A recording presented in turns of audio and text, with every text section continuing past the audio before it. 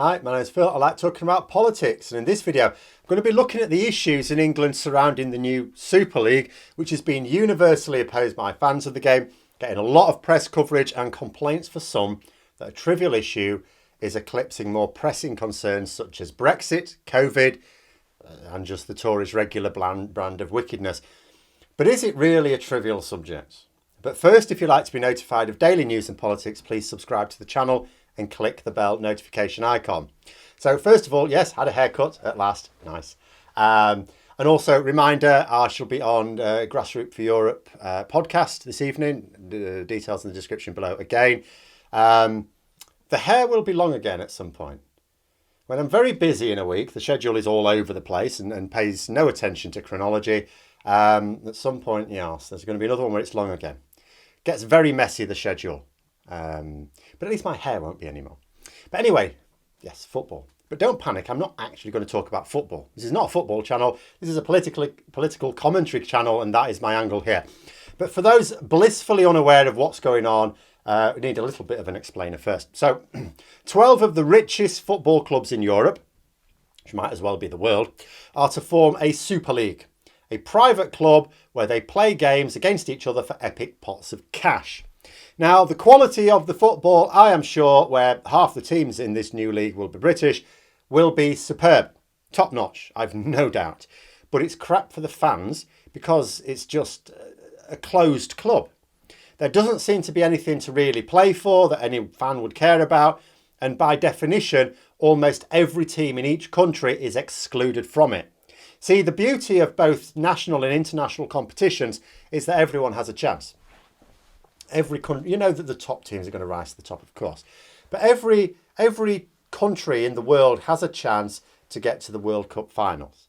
Every club in each country has a chance to be promoted up the leagues to play for the highest prize in the land. You know, who can forget the magic of seeing Leicester City win the Premier League a few years ago? Everyone is not a football fan, I suppose. But to put it into context, it was like me forming my own political party with no money and no infrastructure and then winning a general election and forming a government 10 years later. It's that level of don't be silly. Sport is big business for the clubs, but it is part of our cultural heritage as fans. Now, you may think it's silly. I may think it's silly because I'm not a die-hard fan. But there are millions of people in this country who think of their football club as part of the family. You know, they weep tears of joy when it achieves what was considered impossible and tears of a rather different kind when it all goes wrong. So the fact that political leaders are falling over themselves to not only express a view, but promise to take action, I don't think is cynical. See, people will say that Boris Johnson is only doing it to distract from his handling of COVID, Brexit, NHS pay cuts, corrupt contracts, and everything else he's making an arse of. Yes, of course he is. But just because he has ulterior motives in doing so doesn't mean he shouldn't do it. It is the job of politicians to represent our interests. It's very clearly in the public's interest that this Super League not really go ahead. Now, I don't know ultimately what action the government can realistically take. It's probably very little, if any. And sure enough, this is not a top priority for me. Brexit, the pandemic, electoral reform, the NHS, the backlog in our justice system, institutional racism in our country, and education are way more important to me personally. But the fact is that football is the top priority for millions of people in the country. You may think that they're mad. People may think that I am mad with my priorities. In fact, I can barely think of anything where so much of the population would be of such a clear view as on this matter right now. And people might also say, oh, Boris Johnson's just pretending to be interested in football. He doesn't care. Sure, yeah. We know that Jeremy Corbyn and Keir Starmer, who have both spoken forcefully on this issue, are absolutely genuinely big football fans. Starmer even plays. Johnson isn't. I doubt that Johnson could even name 10 of the teams in the Premier League. Blimey, he could probably not even name 10 teams in the entire country. Does that matter? I mean, no Prime Minister should be expected to be a fan of every sport. They don't have to be a fan of any.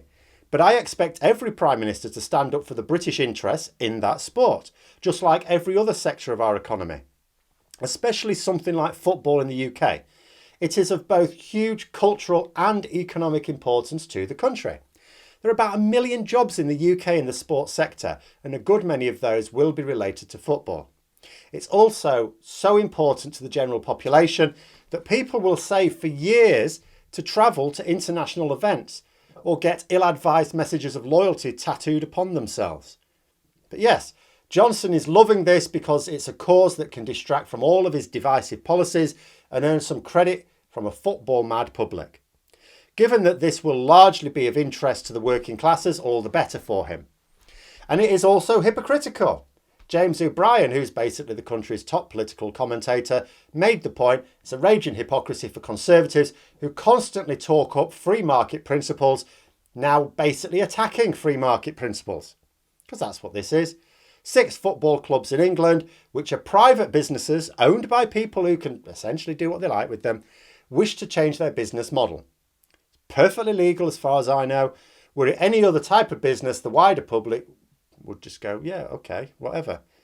But that's because although some businesses do have their fans, it's nothing like on the scale of a football team.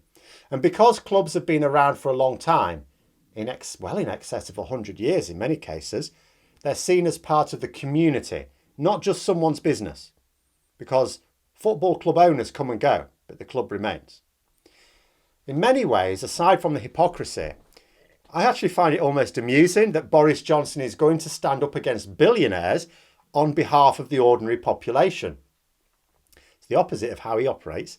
But the problem, of course, is that people don't see him fleecing them to pay the billionaires he actually cares about.